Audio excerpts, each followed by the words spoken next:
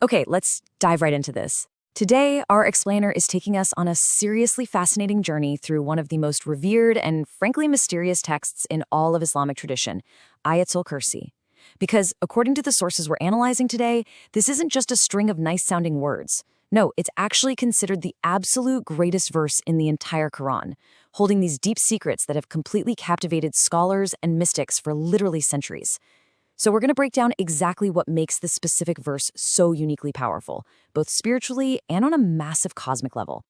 But hold on, before we zoom way out into the cosmos, why on earth would a demon teach a human a holy verse? I mean, it sounds like a complete paradox, right? But according to Islamic tradition, the ultimate key to protection against dark forces was actually revealed to a human by one of those very same forces. It's an incredible hook from the source material, and it totally sets the stage for a really mysterious, mind-bending story. So let's get into it. Chapter 1, The Shaitan's Secret. To really understand how this crazy paradox happened, we have to look at a very famous, well-documented event from Sahih Al-Baqarah. The story follows a close companion of the Prophet Muhammad, Abu Huraira. Now, his job was to guard the community's charity dates during the month of Ramadan. Well, on night one, he catches an intruder sneaking in and trying to steal the dates. The thief begs for mercy, claims he's in extreme poverty, has a starving family, and out of pure compassion, Abu Huraira lets him go. But the very next morning, the Prophet warns him, hey, that beef lied to you, and he's going to come back. And sure enough, night 2, the thief is back. He's caught again, he begs again, and, amazingly, he's released again. But by night 3, Abu Huraira is ready. He catches the guy one last time and vows absolutely not to let him escape. So cornered and totally desperate, the thief offers a trade. He'll give up a powerful cosmic secret in exchange for his freedom. And what the thief revealed was just incredible. He told Abu Huraira that if he recites this specific verse, Ayatul Kursi, right before going to bed, a guardian angel would be appointed over him, and absolutely no devil could come anywhere near him until dawn. This was a massive revelation. The thief was so desperate to save his own skin that he basically gave away the ultimate defense mechanism against his own kind. So the next morning, Abu Huraira rushes to report this unbelievable exchange to the Prophet Muhammad. And the Prophet's response? It was totally shocking. He said, he spoke the truth, even though he is a liar. And then the Prophet drops this massive twist on Abu Huraira. He reveals that the poor thief he had been wrestling with for 3 nights, it wasn't a human at all. It was Shaitan, Satan in disguise.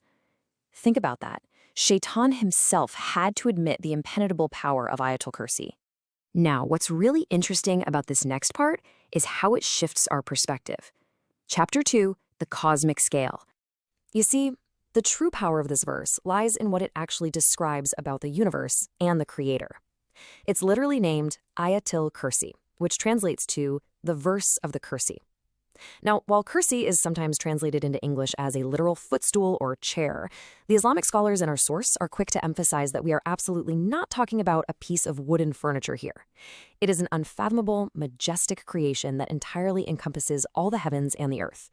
Some scholars, like Hassan al-Basri, even interpret it as a profound representation of God's limitless knowledge. Let's do a quick mental exercise to try and wrap our heads around this sheer scale. Start with our Earth, right? Compared to our sun, it's just a tiny dot. The sun itself is just a speck inside the Milky Way galaxy, which is, in turn, just a speck in our entire known universe, filled with billions of galaxies. Well, according to the Islamic tradition described in our source, the Kursi completely, utterly dwarfs that entire known universe. And yet, get this, the Kursi itself sits beneath the Arsh, or the divine throne, which is the greatest of all creations. To really hammer home how inconceivably massive this all is, the source provides this brilliant analogy used by the Prophet Muhammad. Imagine you take a tiny ring off your finger and throw it out into a vast, endless desert. Our entire universe, the 7 heavens, that's the tiny ring. And the Kursi is the endless desert.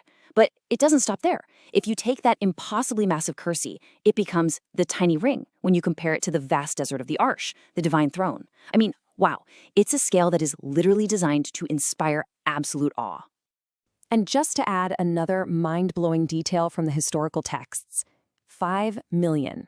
According to tradition, the Arsh is described as being made of beautiful red ruby, and it is so ridiculously vast that it would take a traveler 5 million years just to cross from one end of it to the other. But here's the kicker. Despite all of this unimaginable vastness, the creator's control is incredibly, flawlessly precise. The source uses this wild analogy, highlighting the number 5,000. Imagine the tiny eye of a sewing needle. If 1 billion atoms dropped through that needle's eye every single second, it would still take 5,000 years to empty it. That's how impossibly small and numerous atoms are. Yet, the source points out that Allah effortlessly sustains every single atom in this massive universe simultaneously. If that divine control paused for even a fraction of a second, reality as we know it would just collapse. Which naturally leads us to Chapter 3, the greatest name. So beyond the vastness of the cosmos, the source explains there's this hidden, highly concentrated power tucked right inside the very words of Ayatul Kursi itself. That hidden power is known as the Ism-e-Azam, the greatest name of Allah. The source explains that, kind of like how the holy night of Laylatul Qadr is hidden somewhere within the month of Ramadan, the Ism-e-Azam is hidden among the names of God. Brilliant Islamic scholars and mystics like Ibn Arabi and Imam al-Ghazali actually dedicated entire centuries to this one concept. They taught that invoking the Ism-e-Azam doesn't just guarantee your prayers are answered, it literally purifies your heart and opens the ultimate doors of divine mercy. It's a real game changer.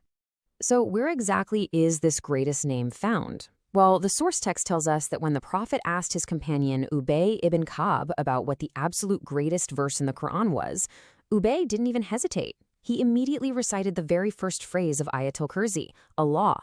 There is no deity except him, the ever-living, the sustainer of existence. And the Prophet warmly congratulated him for knowing this, basically confirming that the greatest name is embedded right there in that very opening line. So, the crucial point here is Chapter 4, Decoding the Verse. Let's actually break down these ancient Arabic words and connect them to our everyday lives. When the verse says Allah, it establishes the supreme entity, for whom creating a massive, swirling galaxy is just as effortless as creating a tiny little insect. Then, La ilaha illahu. There is no true deity but him. The source highlights that this specific phrase strips away all the false idols we tend to worship today. Things like money, fame, human authority. It's a reminder that none of those things hold real power. And finally, Al-Hayyu Qayyum, the ever-living sustainer. This is definitely not abstract. As the source passionately states, this means he is the active, real-time reason your heart is beating and your lungs are drawing breath at this exact second. And this brilliantly illustrates the next part of the verse. He is never overtaken by slumber or sleep. Think about it. While we humans are completely incapacitated for hours every single night, the sustainer never, ever tires. Everything belongs to him. Now that is a huge perspective shift. The source notes that our homes, our bank accounts, even our own physical bodies, they're just temporary trusts given to us. We are basically just caretakers. And finally, no one intercedes without his permission.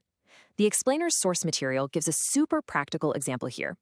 Doctors and medicine, they're really just tools or mediums. The true ultimate source of healing, or frankly, any success in life, ultimately comes from the Creator. Okay, bringing it all together. Chapter 5, The Ultimate Protection. So, now that we fully grasped the staggering cosmic scale and the incredibly deep meaning embedded in these words, what's the so what here? What are the practical, real-world benefits? Well, the source material lays out some unbelievable spiritual rewards for people who actively engage with Ayatul Kursi. First, just like we learned from Abu Huraira's story with the thief, reciting it at night summons a literal guardian angel and creates an absolute impenetrable shield against dark forces. But it goes even deeper than that. Regular contemplative recitation is said to unlock this spiritual vision, basically clearing all those worldly distractions out of your heart. And perhaps most astonishingly of all, the source cites a tradition stating that if a person recites this verse after every single obligatory daily prayer, the only thing standing between them and paradise, Jannah, is death itself. No joke. So let's leave off with this thought. Think back to that breathtaking scale we just discussed.